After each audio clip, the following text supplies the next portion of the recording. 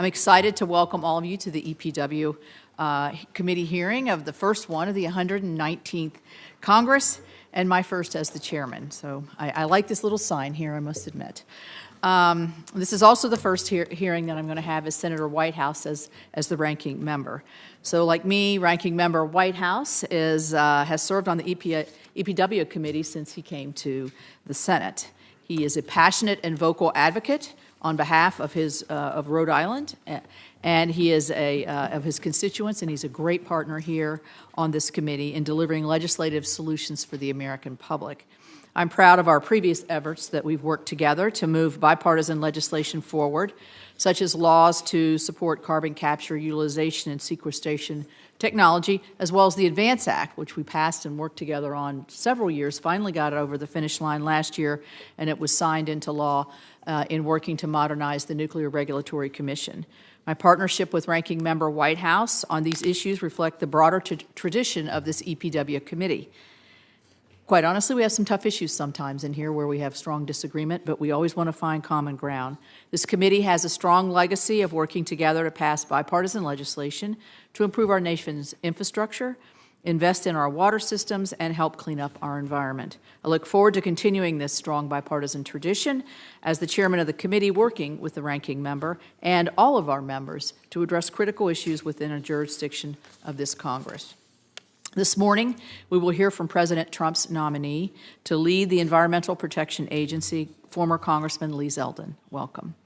Congressman Zeldin has served our nation honorably in the U.S. Army, first on active duty and then in the Army Reserve. In 2014, Congressman Zeldin was elected to the House of Representatives, where he served the state of New York for 8 years. Throughout his tenure in the House of Representatives, Congressman Zeldin championed critical environmental policies that helped his Long Island district. He supported legislation to boost innovation for clean energy, technologies and policies that strengthened our nation's energy security. I enjoyed meeting Congressman Zeldin to hear about his experience and his vision for how he would prioritize the agency's work on the EPA as the EPA administrator.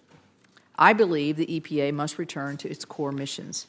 The EPA also should better manage taxpayers' dollars by doing more with the vast funding that Congress provides. That means reducing, of course, bureaucratic red tape so the state agencies responsible for protecting our nation's air, land, and water can do so without Washington, D.C. getting into the way. Doing so will lead to those state agencies efficiently improving our drinking water systems and issuing relevant air, land, and water permits. It also means prioritizing the EPA's attention towards issues that will help Americans in their daily lives. When the EPA focuses on what it does best, it doesn't just benefit the environment, it benefits our economic growth. For example, the agency should prioritize cleaning up brownfields and Superfund sites to facilitate new economic development of those locations, many of those of which are located in rural and distressed areas.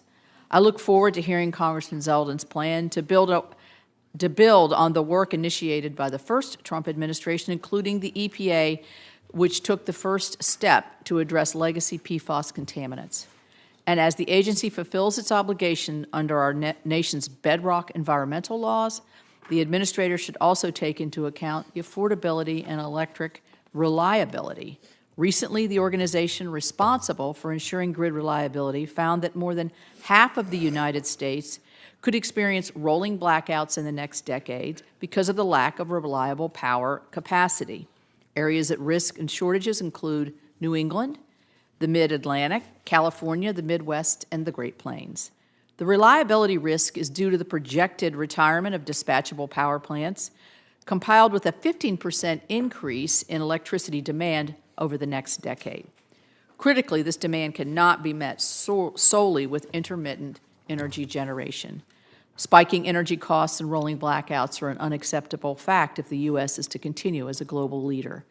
Actions that policymakers and regulators take now will determine whether America can thrive in an era with a cleaner environment, energy abundance, lower costs, and economic prosperity, or face it with a path of scarcity, inflation, and stagnation.